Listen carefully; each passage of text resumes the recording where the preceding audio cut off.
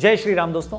बस कुछ ही दिन में अयोध्या में प्रभु श्री राम के मंदिर की प्राण प्रतिष्ठा हो जाएगी। एक ऐसा दिन जिसका इंतजार 500 सालों से किया जा रहा था। एक ऐसा दिन जिसके इंतजार में न जाने कितनी पीढ़ियां खत्म हो गई। एक ऐसा दिन जिसकी लड़ाई में न जाने कितने लोगों ने अपनी जान गंवा दी। एक पल के लिए, बस एक पल के लिए जरा सोच कर देखिए, 16वीं शताब्दी में भी ऐसे लोग थे जिनका सपना था कि वो अयोध्या में राम मंदिर देखें। 18वीं शताब्दी में भी ऐसे लोग थे जो पहली बार राम मंदिर का हक पाने के लिए अदालत गए। आज से 150 साल पहले अयोध्या में लोगों ने राम मंदिर की लड़ाई में अपनी जान गंवाई। ऐसे भी लोग थे जिन्होंने अपनी लाइफ के 50 साल राम मंदिर के लिए कोर्ट की लड़ाई में बिता दिए। आज वो हमारे बीच नहीं है और वो ये दिन देख भी नहीं पाए। और एक आप और हम हैं जो अपने जीते जी इसी जीवन काल में अयोध्या में भगवान श्री राम का मंदिर देखने जा रहे हैं। उन प्रभु श्री राम का मंदिर जिसे आज से 492 साल पहले 1528 में वहशी बाबर ने गिरवा दिया। तो आज के इस प्रोग्राम में, आज के इस वीडियो में हम राम मंदिर के इन पूरे 500 साल के संघर्ष की कहानी आपको सुनाएंगे, ताकि आप ये जान सकें कि ये लड़ाई कितनी पुरानी है, इस संघर्ष के क्या मायने हैं। हम ये सब बताएंगे ताकि आप ये जान सकें कि सच्चाई की लड़ाई कोई रातों रात नहीं जीती जाती। इसके संघर्ष 2-4 साल तक नहीं चलते, बल्कि इसके लिए आपको सैकड़ों साल भी लड़ना पड़ सकता है। तो मेरी आप सबसे यही रिक्वेस्ट है, विनती है कि इस वीडियो को पूरा देखिए और अपने सर्कल में हर जानने वाले इंसान से इस वीडियो को शेयर करिए, ताकि वो ये जान पाए कि अयोध्या में भगवान श्री राम का मंदिर बनने के मायने क्या है। शुरू करते हैं दोस्तों। जय श्री राम। तो दोस्तों, ये हम सब जानते हैं कि बाबर ने साल 1528 में अयोध्या में भगवान श्री राम का मंदिर गिरवाकर वहां मस्जिद का निर्माण करवाया। लेकिन इसके पहले की बात कम लोग करते हैं, और वो बात यह है कि भगवान श्री राम के पुत्र कुश ने अयोध्या में श्री राम जी का मंदिर बनवाया। अकेले अयोध्या में सीताराम के 3000 मंदिर थे। कहा जाता है कि 5वीं शताब्दी ईसा पूर्व इनमें से कई मंदिरों की हालत खराब होने लगी। उसी दौरान उज्जैन के राजा विक्रमादित्य अयोध्या आए और उन्होंने यहाँ के कई मंदिरों को फिर से ठीक करवाया। आने वाले कई सालों तक ये मंदिर यूं ही वहां बने रहे। फिर 21 अप्रैल 1526 को बाबर और इब्राहिम लोदी के बीच युद्ध होता है। 1528 तक बाबर की सेना अयोध्या पहुंच जाती है। कहा जाता है कि तभी बाबर के कहने पर उनके सेनापति मीर बाकी ने उस मंदिर को तोड़वाकर उसकी जगह पर मस्जिद बनवाई, जिसे बाद में बाबरी मस्जिद के नाम से जाना गया। इसके बाद 150 साल बीत जाते हैं, कोई हलचल नहीं होती। ये वो दौर था जब भारत में मुगल शासन की जड़ें काफी गहरी थी। फिर साल 1717 यानी बाबरी मस्जिद बनने के तकरीबन 190 सालों बाद जयपुर के राजा जयसिंह द्वितीय कोशिश करते हैं कि मस्जिद और उसके आसपास वाली जगह उनको मिल जाए। वो जानते थे कि हिंदुओं के लिए उस जगह के क्या मायने हैं, क्या आस्था है। जयसिंह के उस वक्त के मुगल शासकों से संबंध भी ठीक थे, मगर वो ऐसा नहीं कर पाते। लेकिन वो मस्जिद के पास ही एक राम चबूतरा बनवा देते हैं ताकि हिंदू वहां पर पूजा कर पाए। यूरोपियन जियोग्राफर जोसेफ टेफेंथेलर, जो खुद 1766 से 1771 के बीच इसी जगह पर थे, उन्होंने भी अपनी रिपोर्ट में राम चबूतरा होने की बात की तस्दीक की थी। ये वो वक्त था जब मुसलमान मस्जिद के अंदर नमाज पढ़ते थे और हिंदू बाहर राम चबूतरे पर पूजा किया करते थे। मगर मंदिर गिराए जाने के 250 सालों बाद भी हिंदू इसको भूले नहीं थे। यूं तो अयोध्या में भगवान श्री राम के हजारों मंदिर थे, मगर वो ये बात नहीं भुला पा रहे थे कि भगवान श्री राम के जन्म स्थान की जगह मंदिर तोड़कर मस्जिद कैसे बना दी गई। 1813 में पहली बार हिंदू संगठनों ने दावा किया कि बाबर ने 1528 में राम मंदिर तोड़कर मस्जिद बनाई थी। माना जाता है कि फैजाबाद के अंग्रेज अधिकारियों ने भी मस्जिद में हिंदू मंदिर जैसी कलाकृतियों के मिलने का जिक्र अपनी रिपोर्ट में किया था। पूर्व आईपीएस अधिकारी किशोर कुणाल ने अपनी किताब अयोध्या रिविजिटेड में इस वाकये का जिक्र भी किया है। इसके बाद 1838 में ब्रिटिश सर्वेयर मॉन्टेगो मेरी मार्टिन ने एक रिपोर्ट दी कि मस्जिद में जो पिलर्स हैं वो मंदिर से ही लिए गए हैं। रिपोर्ट सामने आने के बाद काफी हंगामा हुआ। हिंदुओं के दावे के बाद से विवादित जमीन पर नमाज के साथ साथ पूजा भी होने लगी।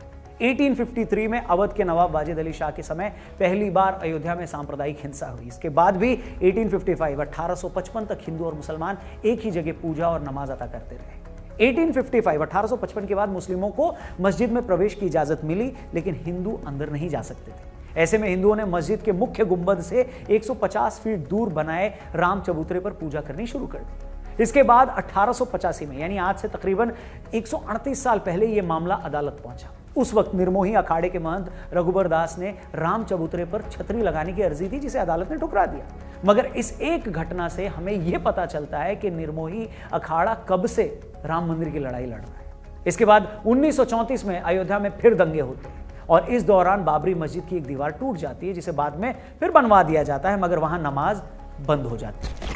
आप देख रहे हैं कि ये वो दौर था जब देश पर अंग्रेजों की हुकूमत थी उस वक्त की कांग्रेस के एजेंडे में भी कहीं राम मंदिर नहीं था, न उस वक्त का संघ इतना मजबूत था, मगर देश की जनता प्रभु राम के भक्त बाबर के मस्जिद बनवाने के 400 साल बाद भी अपने हक की लड़ाई लड़ रहे थे उस टाइम। वो भी तब जब न देश में अपनी सरकार थी, न मीडिया आजाद था, न धार्मिक संगठनों की कोई लामबंदी थी। सिर्फ और सिर्फ आम राम भक्तों का वो जुनून था, वो भक्ति थी जो अपनी जान की बाजी लगाकर भी हर दिन श्री राम जी के मंदिर के लिए लड़ाई लड़ रहे थे। इस बीच आता है साल 1947 देश आजाद हो जाता है। उस वक्त तक मस्जिद सिर्फ शुक्रवार को ही खुलती थी और राम चबूतरे पर भगवान राम की मूर्ति थी जहां लोग पूजा करते थे।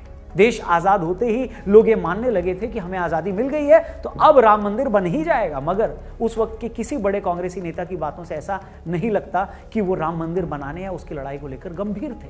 उल्टे 1949 में कुछ ऐसा हुआ जिसने बहुत सारे लोगों को हैरान कर दिया। 23 दिसंबर 1949 की सुबह विवादित ढांचे के अंदर से घंटियों की आवाज आने लगती है। पता लगता है कि वहां श्री राम जी की पूजा हो रही है। हिंदू पक्ष दावा करता है कि बीते रात अचानक मंदिर में प्रभु राम की मूर्ति प्रकट हो गई। मुस्लिम पक्ष कहता है कि मूर्ति को रात के अंधेरे में जबरन रखा। घटना की जानकारी मिलने के बाद दोनों पक्ष के लोग भारी तादाद में वहां जुटने लगते हैं। मामला इतना बढ़ जाता है कि बात उस वक्त के प्रधानमंत्री जवाहरलाल नेहरू के पास चली जाती है। वो डिस्ट्रिक्ट मजिस्ट्रेट के नायर को आदेश देते हैं कि मूर्ति को वहां से हटाकर पहले जैसी स्थिति बहाल की जाए, जिस पर के नायर हाथ खड़े कर देते हैं। उनका कहना था कि यहां इतनी भीड़ है कि अगर मूर्ति हटाई गई तो स्थिति बेकाबू हो जाएगी। वैसे भी एक बार वहां मूर्ति रख दी गई है तो कोई पुजारी मूर्ति को हटाने के लिए तैयार नहीं होगा। कहते हैं उसके बाद 27 दिसंबर को के नायर के पास दूसरी चिट्ठी आती है और उनसे फिर से वैसा ही करने के लिए कहा जाता है, जिसके जवाब में के नायर इस्तीफा दे देते हैं। मगर अपने इस्तीफे के साथ ही वो सरकार को यह सलाह देते हैं कि मूर्ति को हटाने की बजाय वहां जालीनुमा गेट लगा दिया जाए। कहते हैं नेहरू जी को यह बात पसंद आती है और वो ऐसा करने के लिए उन लोगों से कहते हैं और के नायर का इस्तीफा मंजूर नहीं करते। इसके बाद 1950 में हिंदू महासभा के वकील गोपाल विशारद ने फैजाबाद जिला अदालत में अर्जी दाखिल कर रामलला की मूर्ति की पूजा का अधिकार देने की मांग की। इसके बाद अगले 35 सालों तक हिंदू पक्ष और सुन्नी वक्फ बोर्ड अपने अपने तरीके से उस जगह को अपने हवाले करने का दावा अदालत में करते हैं, मगर कुछ होता नहीं। फिर 1980 में बीजेपी के सामने आने के बाद राम मंदिर आंदोलन को लेकर चीजें बदलने लगती है। ये वो वक्त था जब संघ, विश्व हिंदू परिषद और बीजेपी सभी अपने अपने तरीके से राम मंदिर आंदोलन को तेज करने में लग जाते हैं। 1984 में दिल्ली के विज्ञान भवन में एक कार्यक्रम करके ये लोग राम मंदिर के लिए सीतामढ़ी से अयोध्या तक रथ यात्रा निकालने का भी कार्यक्रम बनाते हैं, मगर 1984 में इंदिरा गांधी जी की हत्या के बाद ये कार्यक्रम टाल देते हैं। फिर आता है साल 1986। तब कुछ ऐसा होता है जिसके बाद राम मंदिर आंदोलन की पूरी दिशा ही बदल जाती है। आपको याद होगा शाबानो केस में जब सुप्रीम कोर्ट शाबानो के पति को उसे गुजारा भत्ता देने के लिए कहती है तो बहुत सारे मुस्लिम भड़क जाते हैं और उसे अपने मजहब के खिलाफ इस फैसले को मानते हैं। उस वक्त के प्रधानमंत्री राजीव गांधी मुसलमानों को खुश करने के लिए संसद में कानून लाकर सुप्रीम कोर्ट के उस फैसले को पलट देते हैं। राजीव गांधी जी के इस कदम से फिर हिंदू नाराज हो जाता है, वो इसे मुस्लिम तुष्टीकरण मानते हैं। इसके बाद राजीव गांधी जी हिंदुओं को खुश करने के लिए बाबरी मस्जिद का ताला खुलवाकर वहां पूजा अर्चना शुरू करवा दी। अब राजीव सरकार के इस फैसले से मुस्लिम नाराज हो जाते हैं और 6 फरवरी 1986 को मुस्लिम लीडर्स मिलते हैं और बाबरी मस्जिद एक्शन कमेटी बना देते हैं। इसके बाद के सालों की डिटेल में मैं ज्यादा नहीं जाऊंगा, मगर जो दर्शक हमारे नहीं जानते उन्हें मैं बता दूं कि इसके बाद के सालों में लालकृष्ण आडवाणी जी सोमनाथ से अयोध्या के लिए 10,000 किलोमीटर की रथ यात्रा निकालते हैं। रथ यात्रा के दौरान बिहार के समस्तीपुर में आडवाणी जी को गिरफ्तार कर लिया जाता है। फिर जिस दिन अयोध्या में रथ यात्रा का समापन होना था उस दिन बहुत बड़ी संख्या में कार सेवक अयोध्या पहुंचकर विवादित ढांचे पर झंडा फहरा देते हैं। भीड़ को काबू करने की कोशिश में उस वक्त की मुलायम सरकार कार सेवकों पर गोलियां चलवा देती है, जिसमें कई कार सेवक शहीद हो जाते हैं। इसके बाद आता है वो दिन जिसे बहुत सारे लोग शौर्य दिवस और बहुत से लोग काला दिवस के तौर पर मनाते हैं। तारीख थी 6 दिसंबर 1992। 2 लाख कार सेवक अयोध्या पहुंच जाते हैं। उस वक्त कल्याण सिंह यूपी के मुख्यमंत्री थे और पीवी नरसिम्हा राव देश के प्रधानमंत्री। कहते हैं कार सेवकों के वहां पहुंचने से पहले कल्याण सिंह ने अदालत को यह भरोसा दिया था कि वो ढांचे को कोई नुकसान नहीं होने देंगे। साथ ही यह भी कहा जाता है कि कल्याण सिंह ने पुलिस को भी यह आदेश दिए थे कि वो भीड़ पर गोली न चलाए। लेकिन इतने सारे लोगों के वहां पहुंचने के बाद वही हुआ जो होना था। 6 दिसंबर 1992 को दोपहर 1:55 पर पहले एक गुंबद गिराया गया, फिर 1.5 घंटे बाद दोपहर 3:30 बजे के करीब दूसरा गुंबद गिराया गया और शाम 5 बजे तक तीनों गुंबद गिरा दिए गए। इस घटना के महज 1.5 घंटे बाद यूपी में राष्ट्रपति शासन लगा दिया गया। कल्याण सिंह ने अपने पद से इस्तीफा दे दिया। इसके बाद हुए दंगों में तकरीबन 1000 लोगों ने अपनी जानें गंवाई।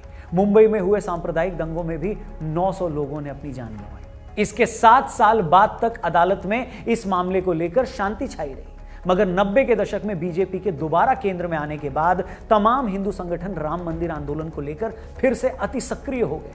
पहले देश भर में चल रहे मामलों को एक जगह लाया गया। बाद के सालों में एएसआई को, आर्कियोलॉजिकल सर्वे ऑफ इंडिया को, इस मामले की जांच करने को कहा गया ताकि पता लगाया जा सके कि वहां पहले क्या था। एएसआई ने अपनी रिपोर्ट में यह साफ कह दिया कि जिस जगह विवादित ढांचा था उसके नीचे मिले अवशेषों से यह साबित होता है कि वहां पहले हिंदू मंदिर थे। एएसआई की ये रिपोर्ट ऐसा पहला साइंटिफिक फैक्ट था जिसके बाद यह सच में साबित हो रहा था कि वहां हिंदू मंदिर ही था। एएसआई की इसी रिपोर्ट को बेस बनाते हुए अदालत ने विवादित जमीन को राम जन्मभूमि ट्रस्ट, निर्मोही अखाड़ा और सुन्नी वक्फ बोर्ड में बराबर बांट दिया, मगर तीनों ही पक्ष अदालत के इस फैसले से सहमत नहीं होते। जिसके बाद 2011 में यह मामला सुप्रीम कोर्ट पहुंचता है, मगर वहां भी 7 सालों तक इसमें कोई सुनवाई नहीं होती। एक मीडिएशन पैनल बनाकर आपसी रजामंदी से मामले का हल निकालने की कोशिश होती है, और जब उससे भी कोई फैसला नहीं होता तो सुप्रीम कोर्ट मामले से जुड़े सारे दस्तावेजों का अंग्रेजी में ट्रांसलेशन करने को कहता है। फिर अगस्त 2019 में मामले से जुड़े सभी पक्षों की सुनवाई पूरी हो जाती है और उसी साल 9 नवंबर 2019 में सुप्रीम कोर्ट यह फैसला सुनाती है कि विवादित जमीन राम जन्मभूमि ट्रस्ट को दे दी जाए। फिर उसके बाद 5 फरवरी 2020 ट्रस्ट का गठन होता है और मंदिर निर्माण शुरू होता है। दोस्तों, 1528 में राम मंदिर गिराने के 492 सालों बाद उसी अयोध्या में प्रभु श्री राम की जन्मभूमि पर फिर से उनके मंदिर का निर्माण होने वाला है। मैं जानता हूं ये सारी कहानी बहुत से लोगों के लिए लंबी हो गई होगी, हो सकता है बीच में बहुतों को लगा होगा कि वीडियो बंद कर दें, लेकिन यकीन मानिए दोस्तों, इस वीडियो को बनाने का सिर्फ और सिर्फ एक मकसद था कि हम सभी लोग राम मंदिर के इस संघर्ष की पूरी कहानी जान पाएं। हम ये जान पाएं कि सच्चाई की लड़ाई में संघर्ष सिर्फ साल 2 साल नहीं या एक आधी पीढ़ी का ही नहीं, बल्कि सैकड़ों सालों का होता है। वरना कितने लोगों को पता होगा कि जिन प्रभु राम के मंदिर को लेकर आज हम गदगद हैं, उन्हीं प्रभु श्री राम के मंदिर को लेकर आज से 250 साल पहले राजा जय सिंह भी परेशान थे। जिस राम मंदिर के लिए हम बेचैन हैं, प्रभु श्री राम के उसी मंदिर के लिए आज से पौने 200 साल पहले अयोध्या में हुए दंगों में लोगों ने अपनी जान गंवाई। जिस राम मंदिर के लिए हम इतने उत्सुक हैं, जिसकी कानूनी लड़ाई जीतकर हम इतने गदगद हैं, उसी राम मंदिर के लिए आज से 150 साल पहले 1885 में महंत रघुबर दास ने अदालत में पहली अर्जी लगाई थी। और आज जब प्रभु श्री राम का ये भव्य मंदिर बनकर तैयार है, तो हम ईश्वर से यही प्रार्थना करते हैं कि महंत रघुबर दास से लेकर अयोध्या के उन दंगों में मारे गए लोगों तक, गोधरा की ट्रेन में जिंदा जलाए गए संतों से लेकर भागलपुर, मुंबई और देश के किसी भी कोने में इस लड़ाई के लिए शहीद हुए तमाम भक्तों तक भी इस विजय का संदेश जरूर पहुंचाया जाए, ताकि वो भी ये जान सकें कि उनका बलिदान व्यर्थ नहीं गया, उनकी तपस्या जाया नहीं गई है। और आपसे भी मेरा यही अनुरोध है, रिक्वेस्ट है कि 22 जनवरी को जब आप अपने घर में भगवान श्री राम के नाम का एक दिया जलाएं, तो उन तमाम भक्तों को भी जरूर याद करें जिन्होंने इस सपने को सच करने में अपने जीवन की आहुति दी।